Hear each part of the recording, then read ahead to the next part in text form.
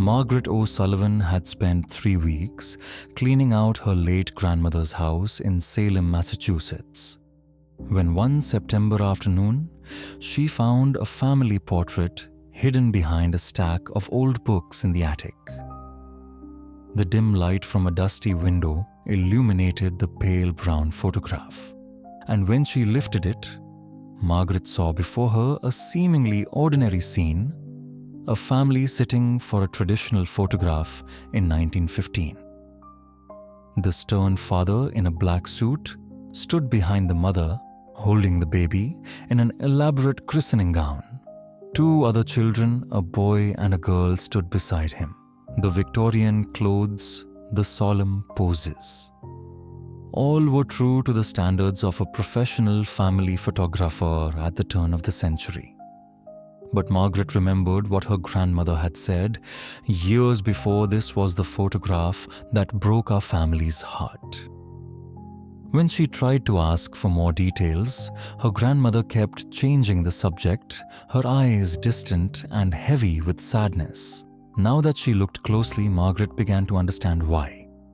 The adults and siblings seemed normal, but the baby, his eyes completely black, like an endless void.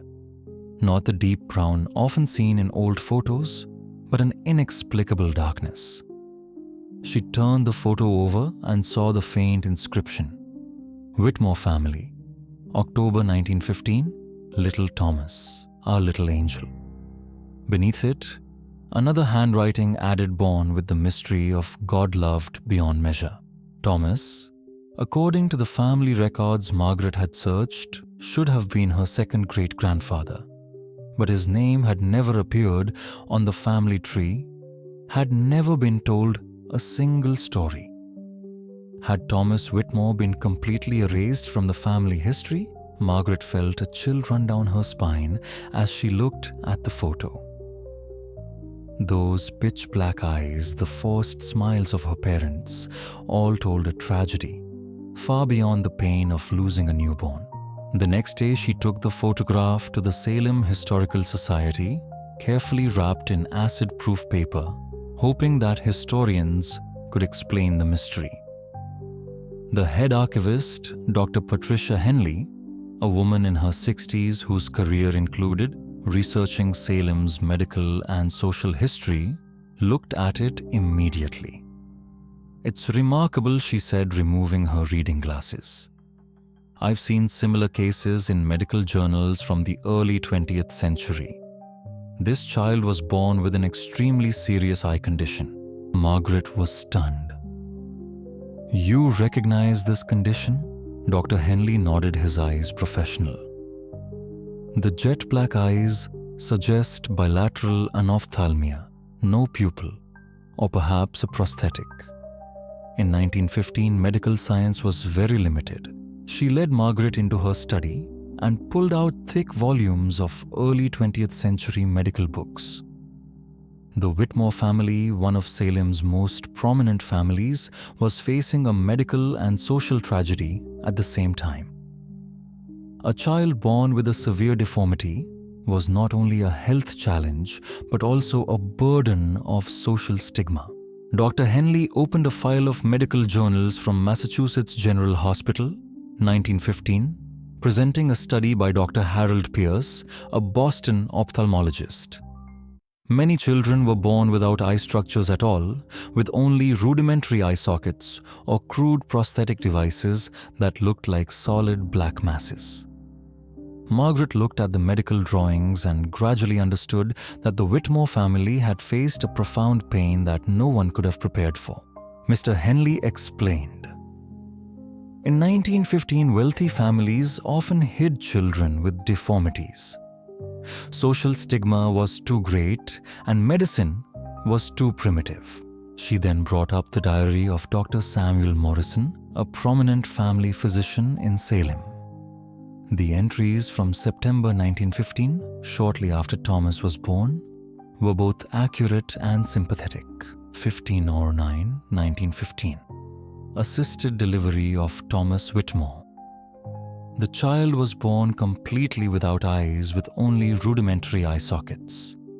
The parents were devastated. Consulted with a Boston specialist. 2209-1915. Examined Thomas. He was healthy, his reflexes were normal, but his empty eyes shocked his family and visitors. Mrs. Whitmore was in great distress. Jiwon T on 1915 consulted Dr. Pierce about artificial eyes. Artificial eyes were simply glass balls painted black or brown. They were extremely difficult to fit on newborns. 10-10-1915. Mrs. Whitmore decided to take a family photograph. She wanted to preserve the family as it really was, not as society would have it. 10-15-1915. Thomas was fitted with simple black glass prosthetics, which made the family photo less haunting, though not enough to help him see. Margaret realized that the black eyes in the photo were not a sign of anything scary. The Whitmores were just doing their best with the medical technology of the time. The following diary entries tell of the social pressures. 10-20-1915. Mr. Whitmore was worried about the community's reaction to Thomas. The family was increasingly isolated. 10-9-25-1915. Mrs. Whitmore stopped going to church because people looked at Thomas with pity or fear. Some even thought it was a punishment from God. 11-1915. The photographer refused to take Thomas's picture, only agreeing after a medical letter from Dr. Pierce. In 1915, many people still believed that deformity was a sin or moral error, morality. The Whitmore family struggled not only with medicine but also with prejudice and superstition. On November 20th, 1915, the difficult decision was made: send Thomas to the Perkins School for the Blind in Boston. This was a pioneering school educating blind children as individuals. They were educated, lived fully, not objects of pity. At Perkins, Thomas developed remarkably excellent tactile and auditory senses, obvious musical and mathematical abilities, a prodigious memory. Progress reports from 1915 to 1916 proved that Thomas not only lived but also thrived. A photograph of Thomas at age 3, without his real eyes, radiates intelligence and joy.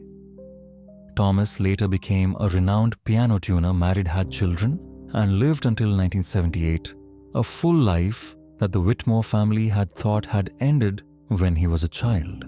Margaret discovered letters from Thomas, never sent it, carefully preserving the mementos for life.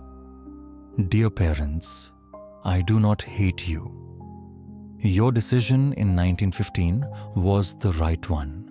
I have a happy and full life. And Margaret met Mary Whitmore Stevens Thomas's youngest daughter, 82, who has waited all her life for a Whitmore to learn the truth. Mary shared, "My father never forgot his family, but he never wanted to hurt them. He lived a full life teaching us that having a disability does not make you any less than anyone else." Thomas not only lived, but he also created legacy, a scholarship fund for blind children, helping hundreds of families with children who had no need to hide or feel ashamed. 6 months later, Margaret stood at the Salem Historical Society in front of the exhibition, Hidden in Plain Sight. The Thomas Whitmore story, which featured the 1915 photograph and moments from Thomas's life, demonstrating that sometimes what seemed like a tragedy was the beginning of an extraordinary life. The once embarrassing family photograph now became a bridge between two branches of the family, connecting understanding, love, and hope. And Thomas's black eyes in the photo. No longer fear, but potential, a reminder that every life is precious, and with love, education, and opportunity, anyone can create something extraordinary.